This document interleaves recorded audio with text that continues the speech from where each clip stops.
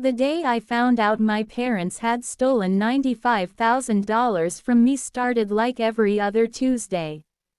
I walked into my office with a cup of coffee in one hand and my laptop bag in the other. I had just turned 28, and after nearly 10 years of working double shifts, freelancing at night, and living in a tiny apartment while everyone else my age seemed to be enjoying life, I had finally reached my goal. $95,000. Every dollar in that account represented something I had sacrificed. Birthday parties I skipped, vacations I never took, a car I refused to buy, countless nights surviving on instant noodles instead of eating out. That money wasn't just savings. It was my future. My dream was simple. I wanted to buy my own house. No debt, no financial stress. Just a place where I could finally breathe after years of working harder than everyone around me. During lunch, I opened my banking app to check whether my latest paycheck had been deposited. Instead, my entire body froze.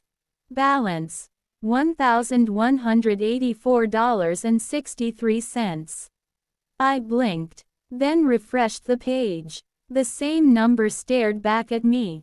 I refreshed again. Nothing changed. A strange ringing filled my ears.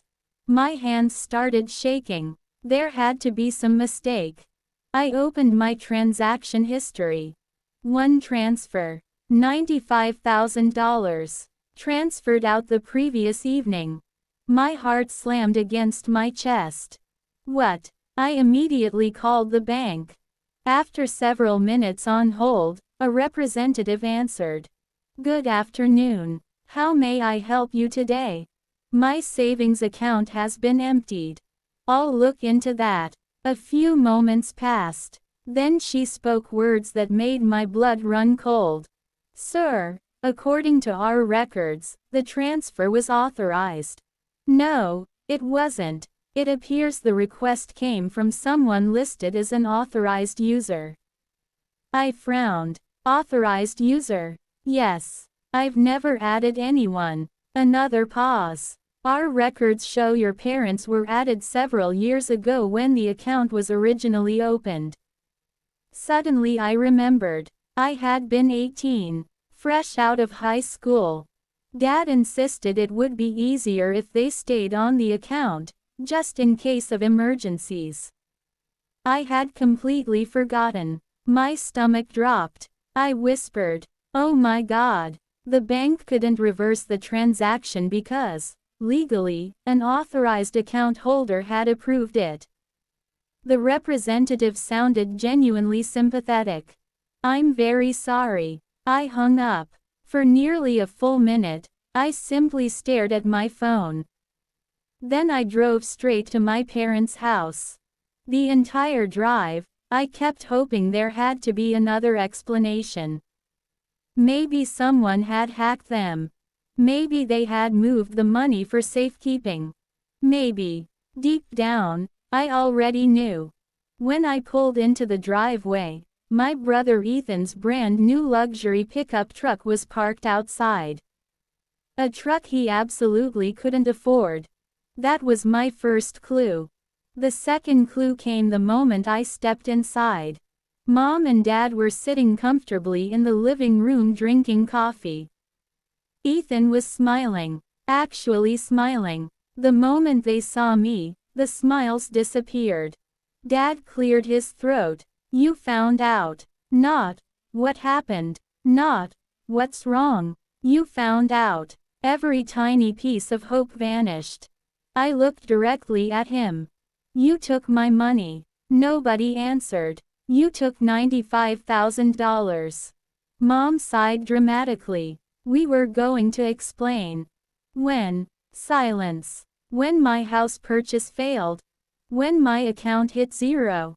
When? Dad folded his arms. Ethan needed help. I turned toward my younger brother. He wouldn't even look me in the eye. What help? Mom answered. His business. I laughed. Not because it was funny, Because my brain couldn't process anything else. You stole my life savings. Dad interrupted. Don't use that word. Stole. Yes. We're family. Family. That word. The favorite weapon of selfish people.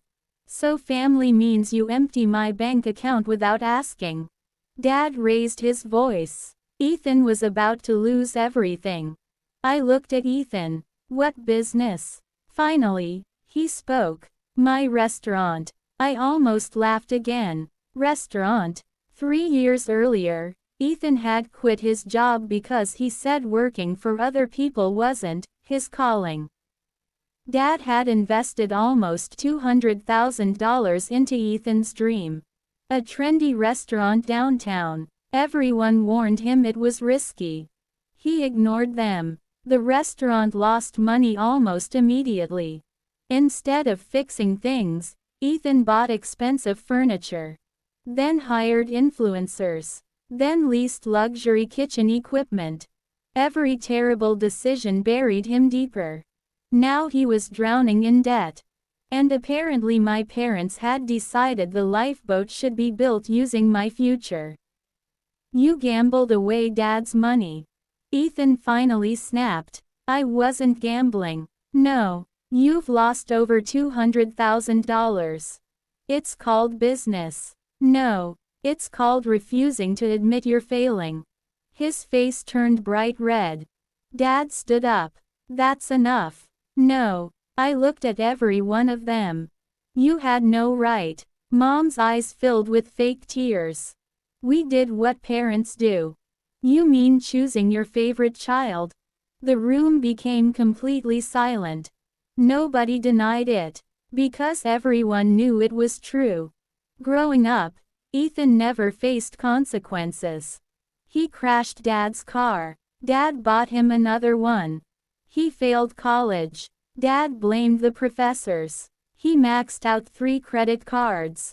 Mom secretly paid them. Meanwhile, I earned scholarships, worked weekends, paid my own tuition, bought my own first car, paid every bill. Yet somehow I was always expected to sacrifice because I was the responsible one. Responsible had become another word for convenient. Dad walked toward me. You'll earn it back. I stared at him. It took me 10 years. You've always been hardworking. Exactly. As for Ethan, he looked toward my brother with pride. He just needs one opportunity. I felt something inside me break.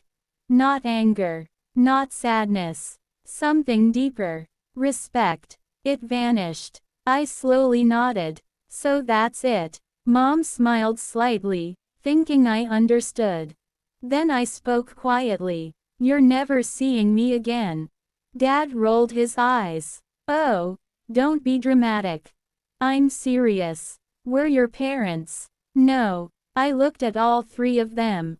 Parents protect their children. They don't rob one child to rescue another. I walked toward the front door. Behind me Dad shouted. If you walk out now, don't expect anything from this family. I stopped. Without turning around, I answered. I stopped expecting anything from this family years ago. I left. Outside, I sat in my car gripping the steering wheel until my knuckles turned white. I wanted to scream. Instead, I cried. Not because of the money. Because I finally accepted something I had been denying my entire life. I had never been equally loved. An hour later my phone buzzed. Grandpa. I almost ignored it. Instead, I answered. His calm voice came through. Can you come see me tonight? I tried to sound normal. I'm a little busy. I already know. My heart skipped. Quote. What? I know what your parents did. I sat upright. How? A long silence. Then Grandpa said something that changed everything. Because your father called me this afternoon. My stomach tightened. He wanted money too. Another silence. I told him no. I could barely breathe. Then Grandpa spoke 8 words that would destroy the lies my parents had spent decades building. I drove to Grandpa's house with more questions than answers. His words echoed in my head the entire way. It's time you learn the truth. What truth? I had spent my whole life believing I understood my family. Ethan was the favorite. I was the responsible child.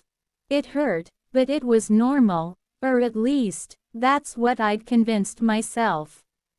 Now Grandpa was telling me there was something even bigger. When I pulled into his driveway, the porch light was already on. Grandpa was sitting in his old wooden rocking chair, just as he had been every evening for as long as I could remember. At 82, his back was slightly bent, but his eyes were as sharp as ever. He smiled when he saw me. "You look exhausted." I forced a smile. "I've had a rough day." "I know." He motioned toward the chair beside him. "Sit." For several minutes, neither of us spoke. The cool night air was strangely peaceful. Finally, Grandpa broke the silence. "Do you know why your father called me today?" I shook my head. "He wanted another $100,000. My eyes widened. "What?" He said Ethan's business still needed more cash. "But they already took everything I had." Grandpa nodded. "I know." My hands clenched into fists. "They're unbelievable." "No," Grandpa replied quietly. "They're desperate." He leaned forward. "When I refused, your father said something that made me realize I couldn't stay silent anymore." "What did he say?" Grandpa looked directly into my eyes. "He said, we've already taken Alex's money. We deserve yours too. Ethan is the only one who can carry on this family's legacy." I stared at him in disbelief. "They actually said that?" "They did." For a long moment, Grandpa simply watched me. Then he asked, "Tell me honestly, growing up, did you ever wonder why your parents treated you differently?" I laughed bitterly. "Every single day." Grandpa closed his eyes. I should have spoken years ago. A knot formed in my stomach. "What are you talking about?" He stood up slowly and walked inside. A minute later, he returned carrying a worn leather box. It looked decades old. He placed it on the table between us. "I've kept this hidden for 28 years. My heartbeat quickened. He opened the box. Inside were old photographs, documents, and several sealed envelopes. Grandpa picked up the oldest photograph. It showed my parents standing outside a small apartment. Mom was pregnant. Dad looked much younger. Grandpa handed me the photo. "This was taken 2 months before you were born. So, look at the date." I did. Then I froze. It didn't make sense. According to the date, my parents had been completely broke. Yet all my life they claimed they had built their wealth shortly after I was born. Grandpa reached for another document. "This is the mortgage notice from that same year. The house had been in foreclosure. They were drowning in debt." "I don't understand." "You will." He pulled out another envelope. Inside was a copy of an insurance policy. The beneficiary wasn't my father. It was me. "What is this?" Grandpa smiled sadly. "This is where the story really begins." He took a deep breath. "The money that allowed your parents to buy their first home didn't belong to them." My pulse pounded. "It belonged to your grandmother." I frowned. "Grandma. When she died, she left everything to one person." "Who?" "You." The world seemed to stop. "What? You were only 6 months old. Why would Grandma leave everything to me?" Grandpa sighed. "Because she knew your father." I stared at him. "What does that mean?" "She loved both of her sons." He paused. "But she also knew one of them couldn't be trusted with Money. Dad. Grandpa nodded slowly. Your father has always chased shortcuts. I couldn't speak, so Grandma skipped him completely. Yes. Everything was placed into a trust for you until adulthood. I looked at the documents again. My hands were shaking. What happened to it? Grandpa looked away. Your father convinced the trustee to release portions early. How? He claimed every dollar was being used for your future. A painful silence settled between us. It wasn't. Grandpa's voice cracked. He bought bigger houses, new cars, luxury vacations. He even paid for Ethan's private school. My stomach turned. The life they always bragged about was paid for using money meant for me. Grandpa nodded. I fought them. Did you lose? They threatened to cut me out of your life. I closed my eyes. Suddenly, so many memories made sense. The expensive vacations I was never allowed to enjoy because I was working summer jobs. Ethan receiving new sports cars while I bought a used sedan with my own savings. Dad constantly saying, everything we have, we earned ourselves. It had all been a lie. Grandpa reached across the table. I've regretted staying quiet every day. You were just a kid. They manipulated everyone. Tears filled my eyes. So, they've been taking from me my entire life. I'm afraid so. Before I could answer, Grandpa's phone rang. He glanced at the screen. A cold smile appeared on his face. It's your father. He answered on speaker. Dad. My father's voice sounded irritated. Have you thought about what I asked? I have. And I've decided. Good. I'll transfer the money tomorrow. A grin spread across my father's voice. I knew you'd make the right choice. Grandpa looked directly at me before calmly saying, but before I transfer a single dollar. Quote. I'm calling my lawyer. Silence. Then my father's voice exploded. What? You heard me. I've spent decades cleaning up your messes. Not anymore. You don't know what you're doing. Oh, I know exactly what I'm doing.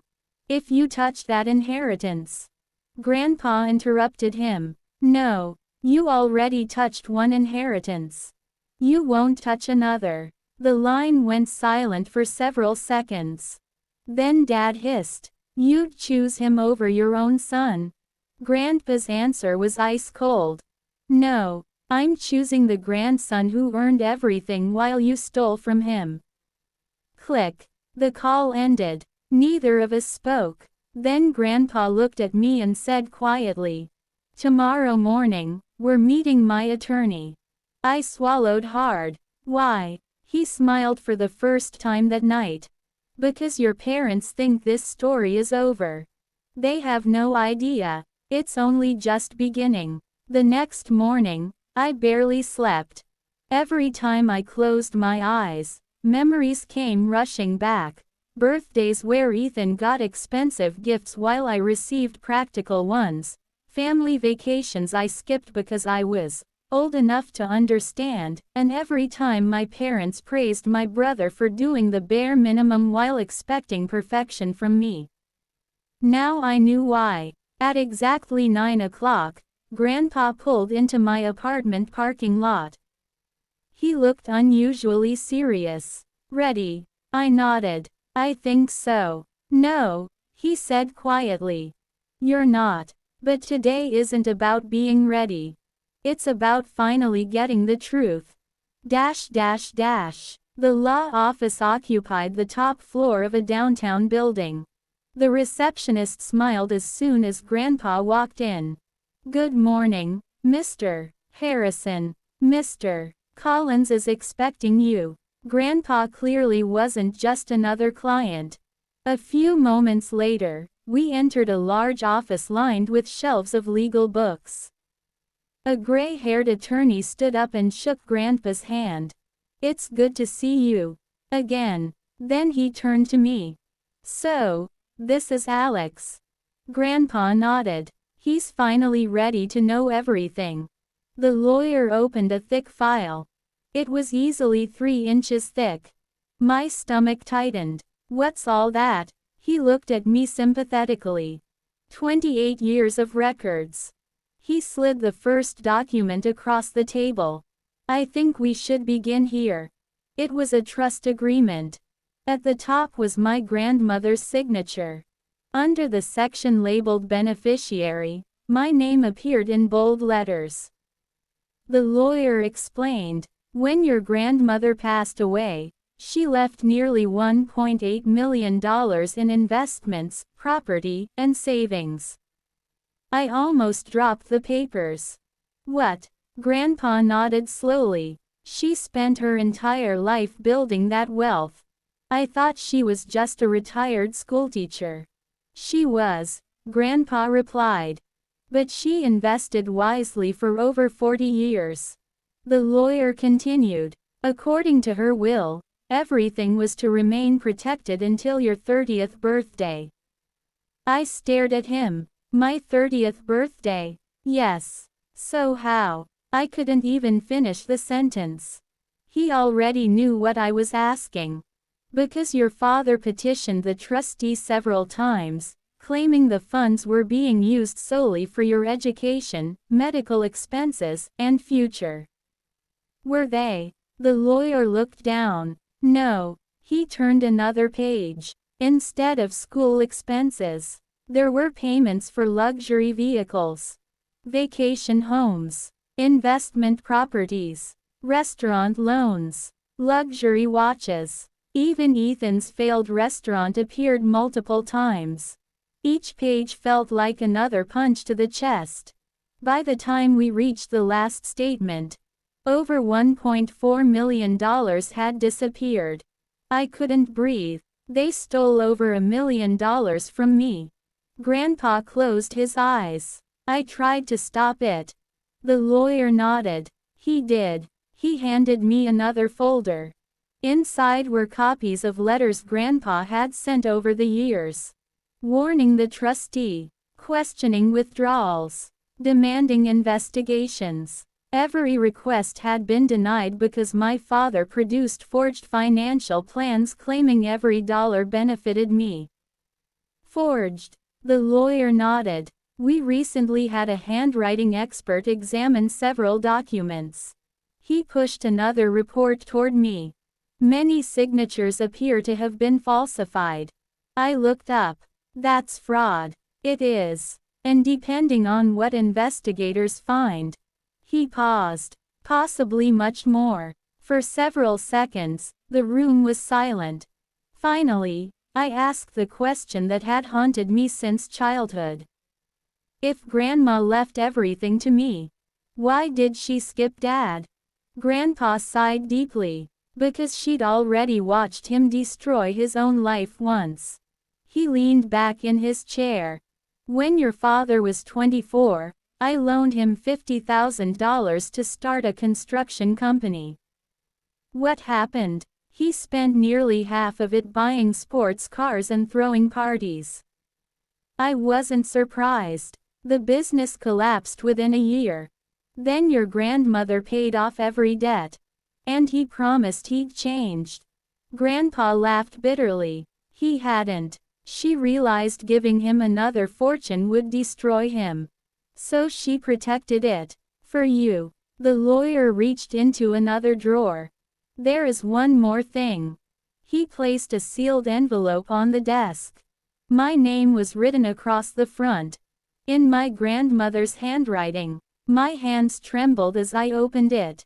Inside was a letter. I began reading aloud. My dear Alex, if you're reading this, it means you're finally old enough to understand why I made the choices I did. Please don't hate your father. He has always confused love with money. I pray he changes one day. But if he doesn't, remember this. Real wealth isn't measured by what people inherit. It's measured by what they build with honesty. You will always be richer than those who steal from others. By the time I reached the final sentence, I couldn't hold back the tears. Never let anyone convince you that kindness is weakness. But never mistake forgiveness for surrender. Signed, Grandma. The room remained silent. Even the lawyer looked emotional. Grandpa placed a comforting hand on my shoulder. She believed in you. I folded the letter carefully. I wish I'd known her better. So do I. The lawyer cleared his throat.